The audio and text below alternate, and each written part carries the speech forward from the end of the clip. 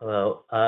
So I heard you guys kind of discussing this a bit earlier about Trump and everything, and I heard this argument that I personally couldn't come up with a refutation for. So I'm just trying to play a devil's advocate position, kind of that um, essentially like advocating for other positions like secular humanism. It's not adequate for convincing like the general populace into you know, going away from religion, and it's better to, not throw the baby out with the bathwater and keep religion, but try to advocate for something like Jefferson's Bible, to remove all the non-scientific and immoral parts from religion, rather than going towards atheism.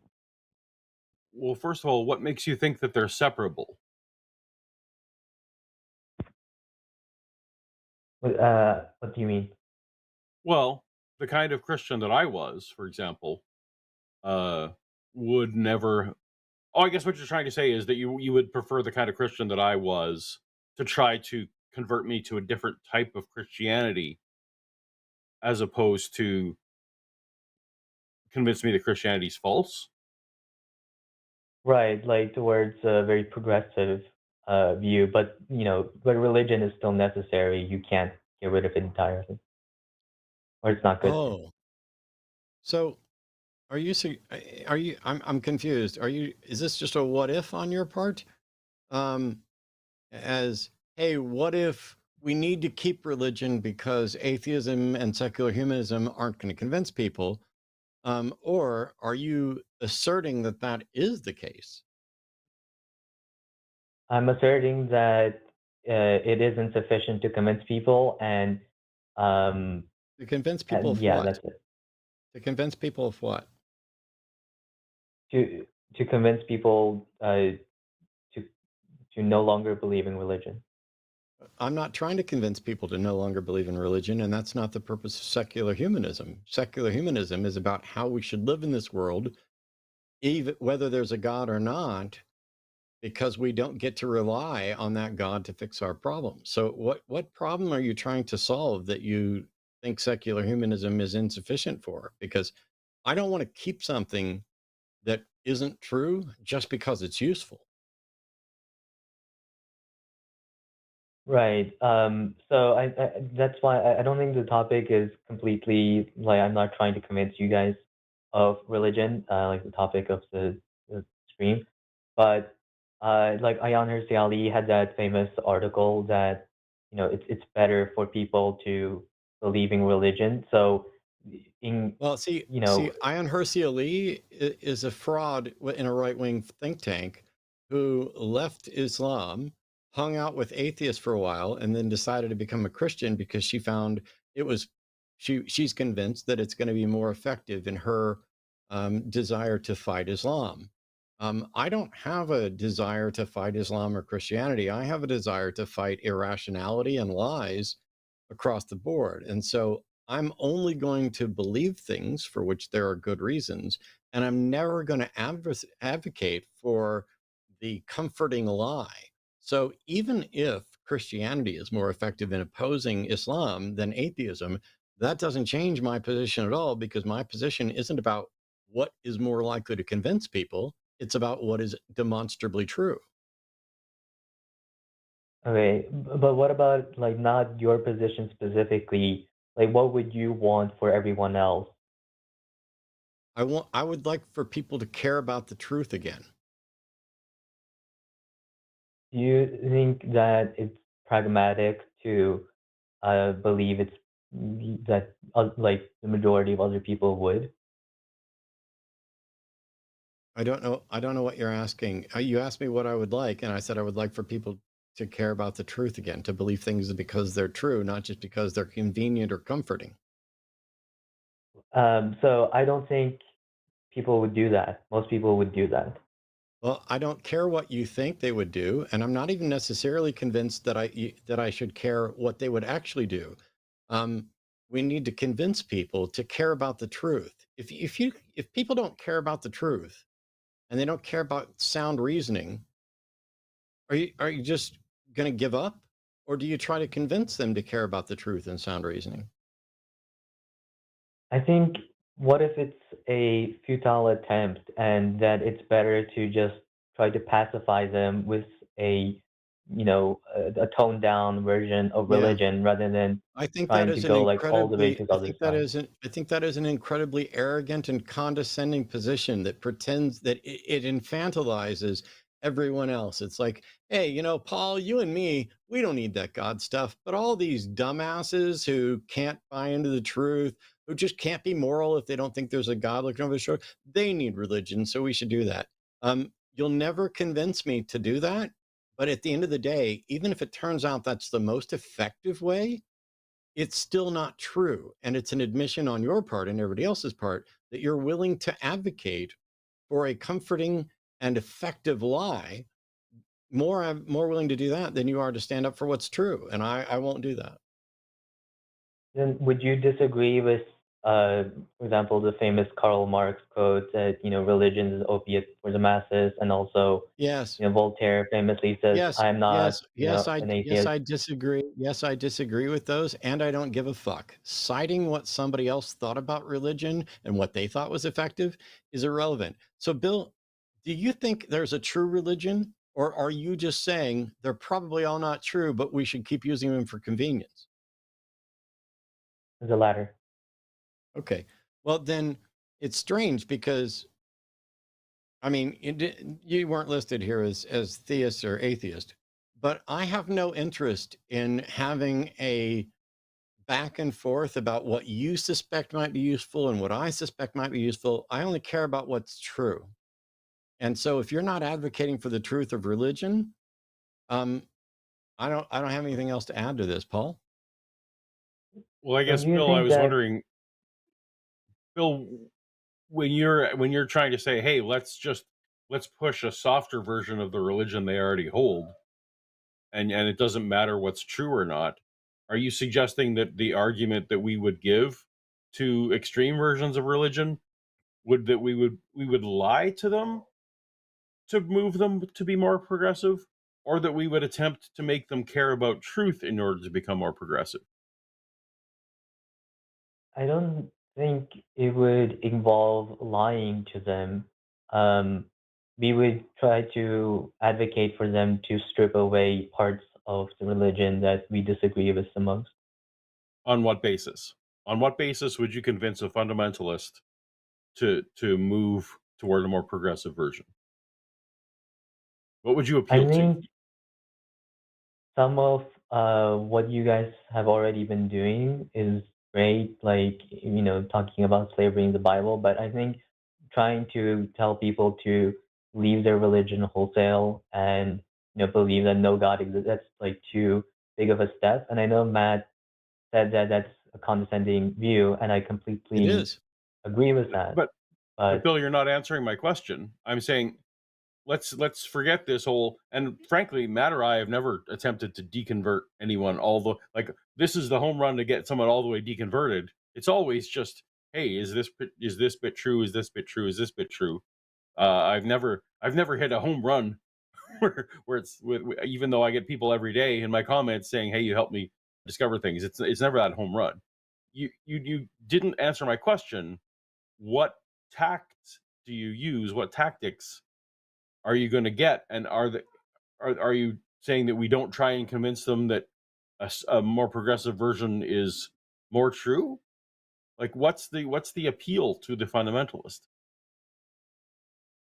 I think trying to say that, oh, you can still hold a version of your view, you can still believe in a very deistic type of God that doesn't, where like the bad commandments are metaphorical, and that, the non-scientific parts are metaphorical. So it's I have an just important reading the question. Jefferson Bible and cutting out the bad parts. Go ahead, Matt. Bill, have you ever been a Christian or a sincere believer in any religion? I'm an ex-Muslim. Cool. What convinced you to leave Islam? I think I'm very similar to you in that I would prefer an evidence-based position, but what you said before, it is condescending, but I do think other people don't have that same perspective. And from the long history of the show, I think we have seen a lot of people where that isn't enough for them and they don't have that same mode of thinking.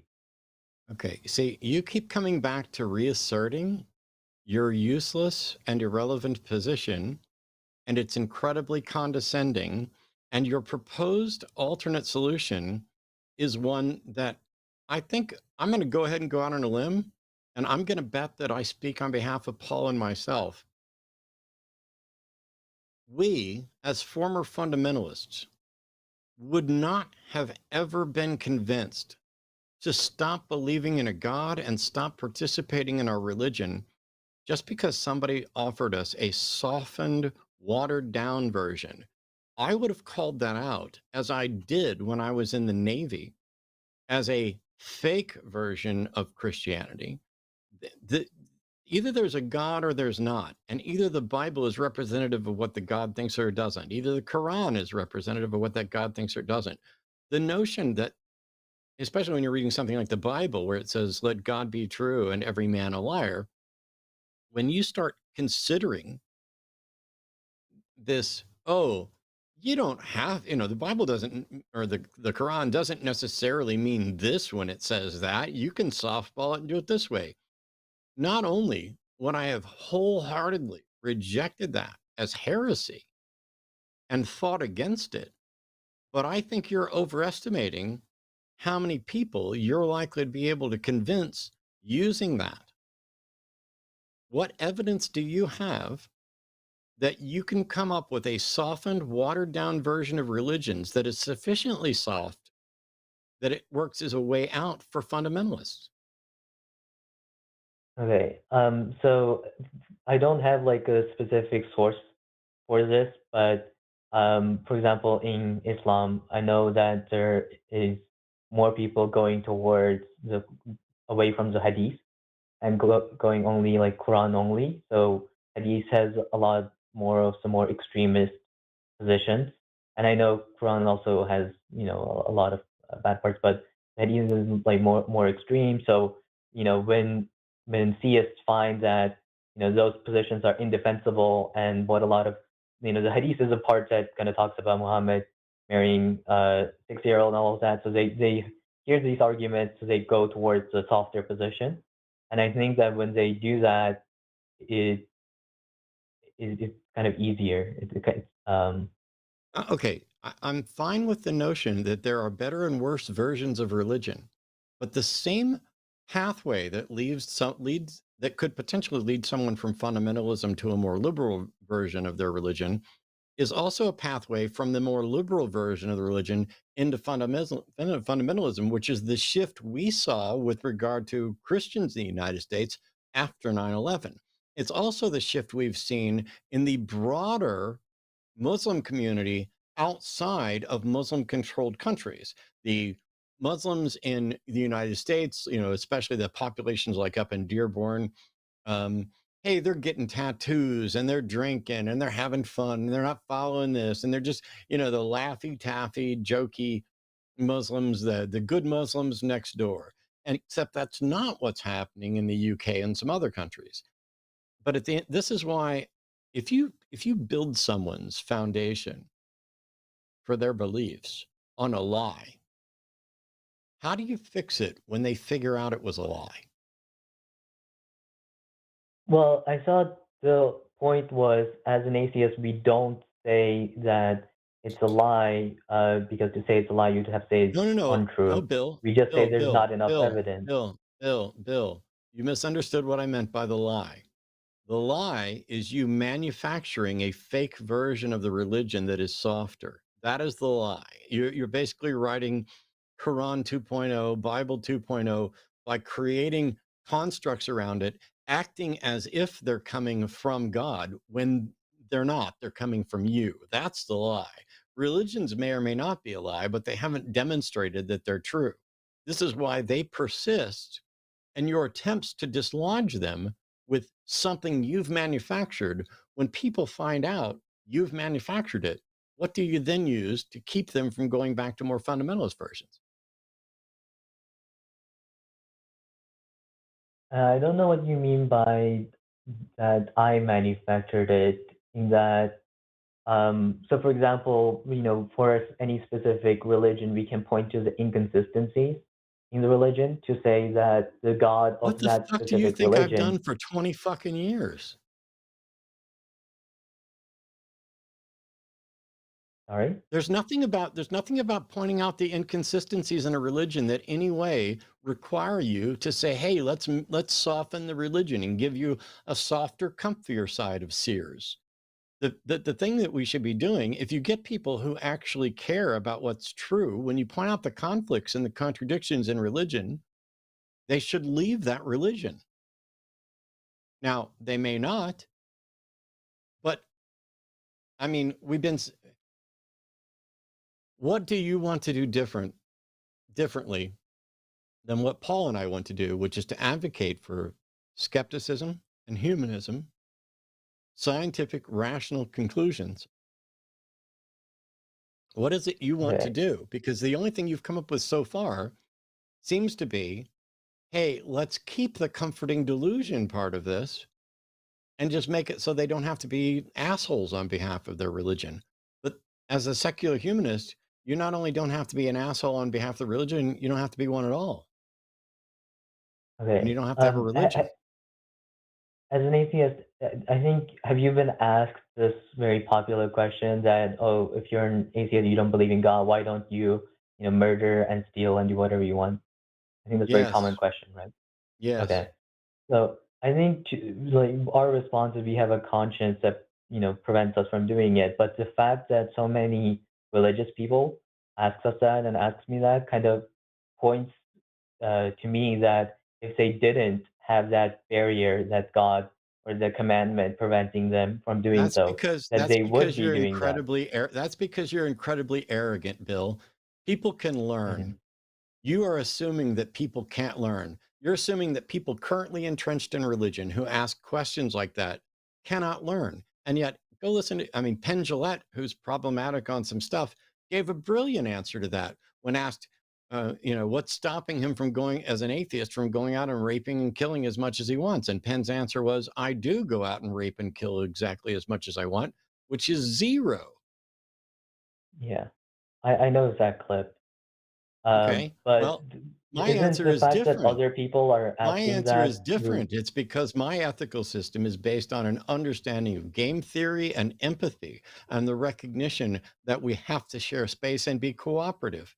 That's all you need. I don't need a religion. I don't need a God. And I find it incredibly offensive and incredibly weak to keep infantilizing all these people. Like, you found your way out, but these other people, they can't learn. They can't find their way out. It is some of the most condescending stuff I've ever heard. And even in your brilliance, you have yet to come up with a plan that is anything more than speculation to keep the weak in a religion and just soften it around them. I'm sorry, but I care about truth and I care about data. And I have zero interest in your speculations or your arrogance.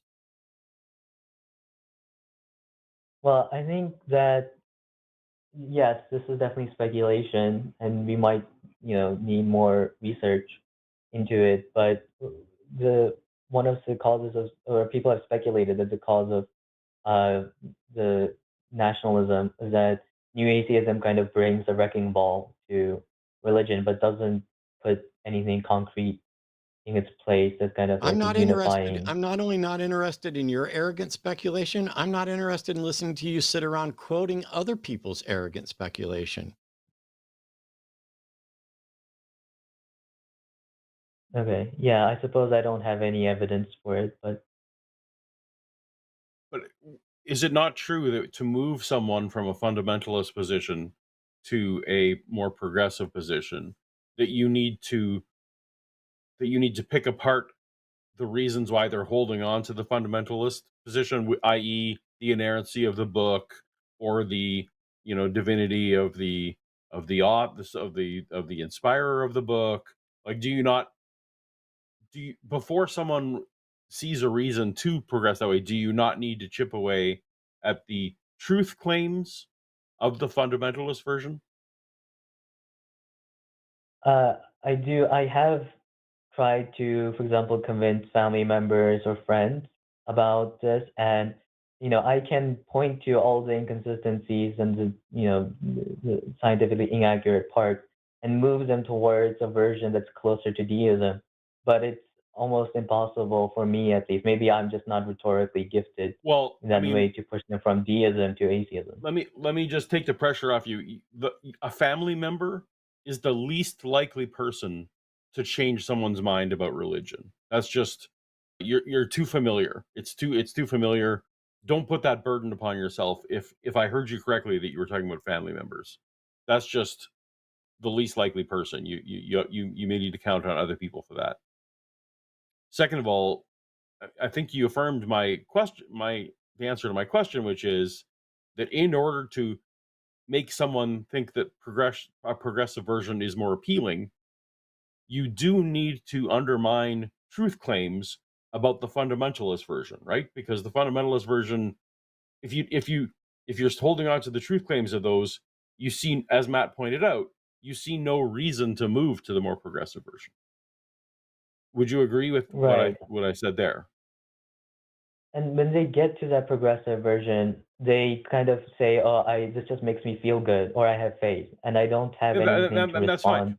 But no, but Bill, I think this is important. You Hmm. seem to be No, I advocating agree. that we not. Okay, so you agree. So the first step in whether or not you're deconstructing someone to land in a more progressive version, or deconstructing someone that may eventually land in an atheist or agnostic or some other position, the first step is chipping away at the truth claims, right? Right. Okay. So would you not agree then that we are in harmony, that we're in lockstep, that truth that discussing these truth claims is the important part to do, and where the person lands after that is kind of not up to myself or Matt or you. Okay. So are you then saying that if they land in a deist position, then you know our job is done? No, I'm not. I think so. Let me give you an example. I recently had Dr. CJ Cornthwaite on my channel. He has a doctorate in religion of sorts. I forget exactly what his doctorate in, from the same school as Wes Huff, and he knows far more than I do about all the problems with the construction of the New Testament. That's his specialty, and he can list off the problems with the New Testament better than I can, which is why I had him on my channel. Although William Lane Craig responded to him, so I think. But he finds Christianity to be comforting. So I tease him and I push him, and we are going to have these conversations about what's keeping him in that same space. But what we both Hmm. agree, what he landed in a very progressive version of Christianity, I landed outside of it. We're in lockstep, and we go we can be on the same program to say, you know what, those initial steps are the truth claims that everyone should go. We're both advocating that people look at their religion more accurately than they do, right? And that's the only way you Yeah. move to a progressive version, is that you look at your religion more accurately than you currently do. So, like, I guess what Matt and I are saying is we're not advocating for a goal that they land at. Like, we didn't score, we didn't win one for the team if they land on atheism versus progressive. We landed one for the team when we say, oh, they recognize that, oh, the gospels were, and I'm sorry, I'm using the Christian examples, but the gospels are actually anonymous, and some of the books in the New Testament are pseudepigraphal. They're not written by who they say they are. Oh, and this is historically inaccurate, and maybe there weren't dinosaurs on the ark. Like, these are all little wins toward truth, and that's Matt and I are not the arbiters of what the tipping point will be, and which is the final straw that breaks someone, either deconverting in one direction or another. But you called in to say, well, that we're doing it wrong, and I'm basically saying it seems like the goal you're advocating for, the tactics are identical, and it seems like now you're agreeing that the tactics are identical. I also have one quick thing not to derail, because I want you to respond to what Paul said, but you also seem to think that the goal is to make people atheists, and that has never, ever, ever been my goal.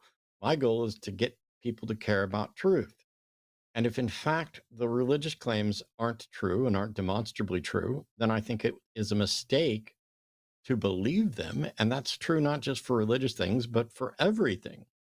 And so my goal is not to make atheists. As a matter of fact, I found it really annoying that the manual for creating atheists that was published, that was basically just a, hey, let's do the Socratic method, um, Mhm.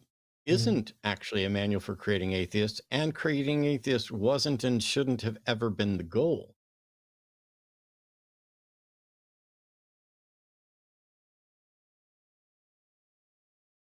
Okay. Yeah. So to kind of respond to what Paul said first, so the I think from watching your shows, like the starting approach is what's your evidence that a God exists? But I think a better approach is, if you want to have some sort of theistic God, fine, keep that. But what's your evidence that all of these bad parts of, or all these unscientific parts, all the parts that we don't want, what are the evidence that those are true? Isn't that exactly what I just said? Isn't that exact? Isn't that isn't that cutting to the truth claim parts of it? Right, but like not starting with a God figure. Well, we don't drive the calls, right? I mean, we do invite that because the God belief. Once you lose the God belief, for me, that was the first one to go. Not like that part of Christianity is moral or immoral. There's no one size fits all here. Um, but the callers do drive how that's going, right? Or Okay. are you suggesting that we should be doing something different?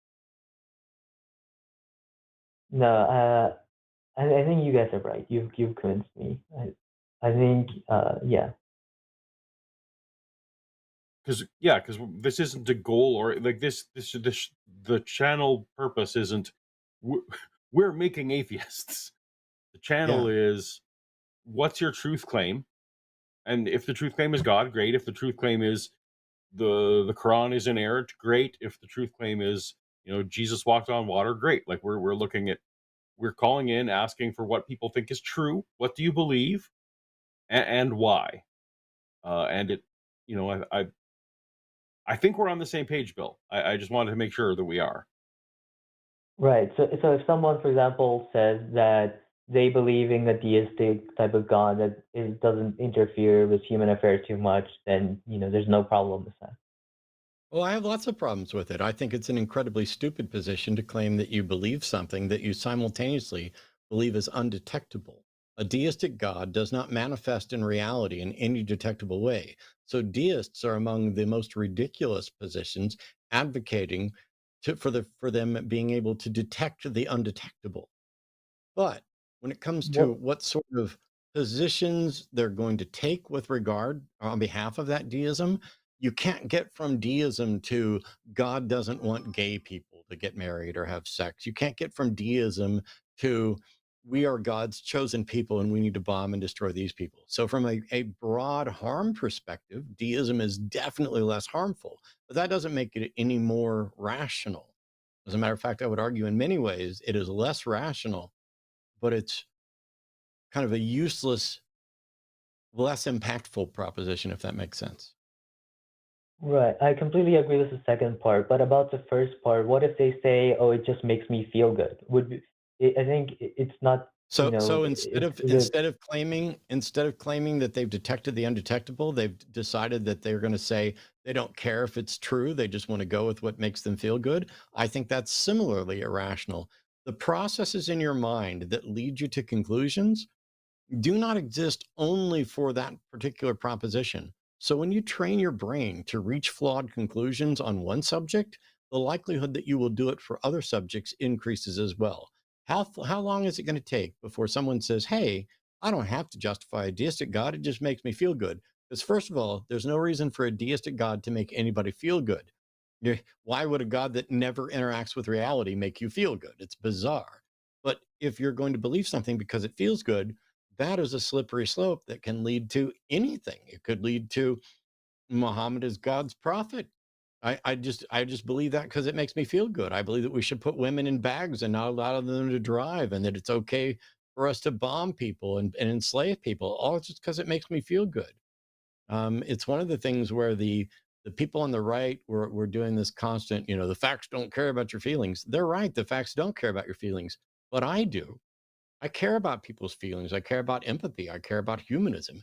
And also, I care because the people who are acting, prioritizing their feelings over the facts, are the ones that are most likely to do that in other circumstances where maybe this one isn't harmful, but the other ones would be. Yeah, I think So the way epistemology. that I think bad I epistemology continue. is a harm in and of itself, right? Because it like we're one of my provinces in here in Canada is having a measles outbreak all of a sudden because people, are using distrust of science as a blanket. They were fed a distrust of science for a particular reason, but they're now applying it broadly, and it's causing harm. So poor epistemology, is a form of harm, in my view. Okay. Yeah, I think that's a very good argument. Okay. Well, Bill, we've chatted for a while. It seems like we've come around to actually being on the same page a little bit. Is that an accurate statement? Yes. Okay. I appreciate that you've been putting thought into this. And we just yeah. All right. Anyway, I appreciate that. Did you have any final thoughts before we let you go? Um, no, yeah, I think I was just personally struggling in the conversations that I've had where, people say, "Oh, this just makes me feel good," and it was difficult for me to tell them, "Oh, believe this other thing because it's more rational, but it doesn't make you feel good." Like believe something that doesn't make you feel good because it's more rational. And it's just a hard So, thing to so say, I Bill, think. there's a question I like to ask people, and maybe this will tell us if you had terminal cancer, would you want to know or not?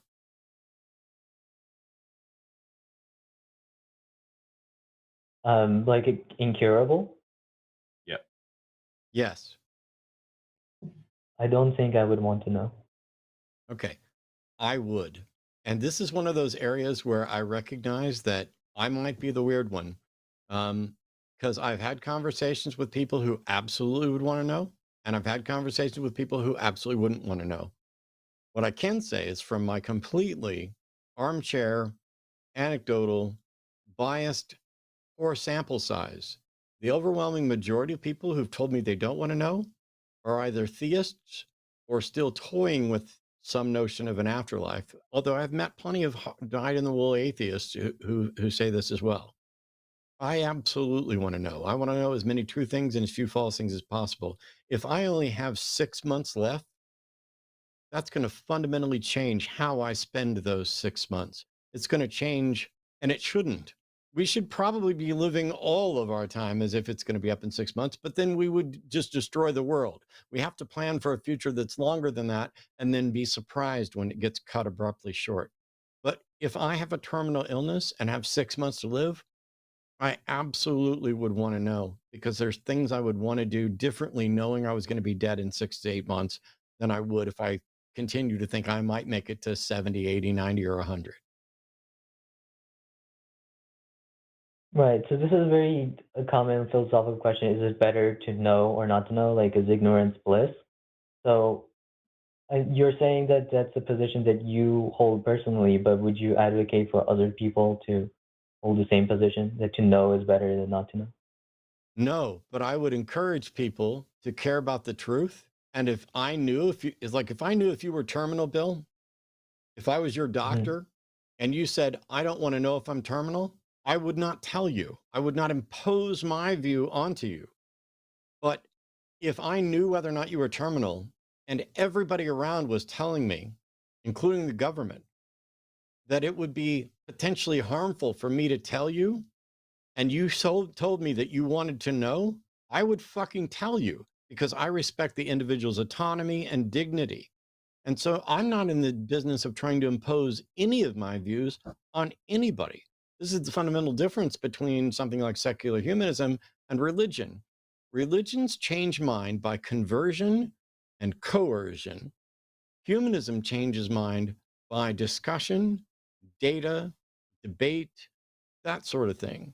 If you don't want to know, I wouldn't tell you, and I'm not going to tell you that you need to know. But if you ask me which one I think is better, I think it's absolutely the one of knowing the truth. Because what kind of, see, it's incredibly selfish, I think. This is still just my personal take to say I wouldn't want to know. Because there are people who care about you. And if you die unexpectedly because you didn't want to know, that's going to change how they interacted with you during that time as well. You will have robbed people of the chance to make amends, and you will have robbed yourself of the chance to make amends.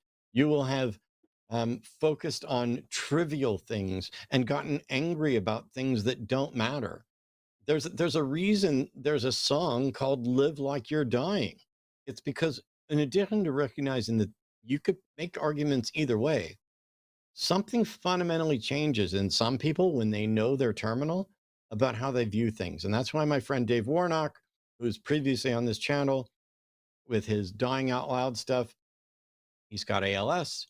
He's going to die. He is terminal. He just doesn't know when. He has lasted longer than the initial predictions, and yet he is in terrible shape.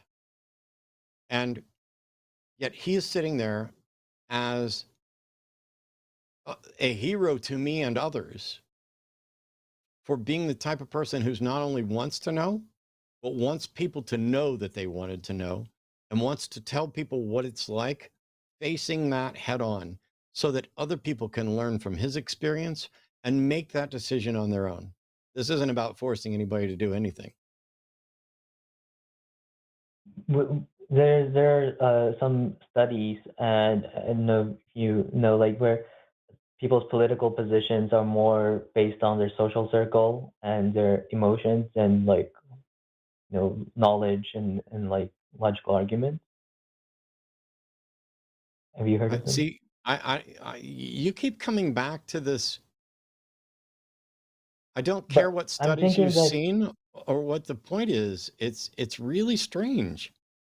It's like, oh, my point is that Bill, are right, my political positions based on my social circles, or are they more likely based on evidence? for you, I would say evidence. Yeah. So I don't give a fuck if I'm different from the rest of the people. My big thing is that I'm not going to assume that the rest of the people are incapable of actually learning and growing and becoming better as I did. I don't think I'm fucking special. Well, I think what the evidence, like what the studies I'm referencing shows, is rather like what's more effective than convincing people is that the people surrounding them and their community holds the same position. So when So you say that other never people, mind, Bill. Never mind, Bill. I don't have anything more that I want to discuss with you because I just pointed out multiple times what I'm not interested in, and you keep coming back to it as if it matters or I should be interested. I'm not. Um, it doesn't matter. You're going back to justify your kind of arrogance at dismissing people. Oh, well, studies show that people do this and value that. I don't give a shit what the studies show about what people do. I want to know what the studies show about what people can change and what they are willing to accept and under what circumstances.